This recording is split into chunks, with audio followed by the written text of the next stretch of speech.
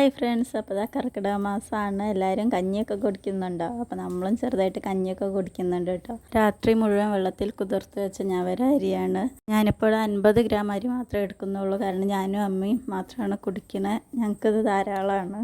ഈ അരി തിളച്ച വെള്ളത്തിലേക്കിട്ട് നല്ലതുപോലെ ഒന്ന് തിളച്ച് വരുമ്പോൾ അതിലേക്ക് 1/2 ടീസ്പൂൺ അളവിൽ ഉലുവയും മാശാളയും ചേർത്ത് നല്ലതുപോലെ ഒന്ന് വേവിച്ചെടുക്കുക. വെന്ത് വരുമ്പോൾ നമ്മളിതിലേക്ക് മരുന്ന് കൂടി ചേർത്ത് കൊടുക്കുന്നുണ്ട്. ഇനി നാളികേരത്തിൻ്റെ പാലൊക്കെ കൂടി ചേർത്ത് നമുക്ക് തീ ഓഫ് ചെയ്യാം. അതിനുശേഷം ചെറുള്ളി നെയ്യിലോ വെളിച്ചെണ്ണയിലോ മൂപ്പിച്ച് ചേർക്കാം. ഞങ്ങളിപ്പോൾ കിറ്റ് വാങ്ങിയതാണ് ദീപാഞ്ജലിയിൽ നിന്ന്.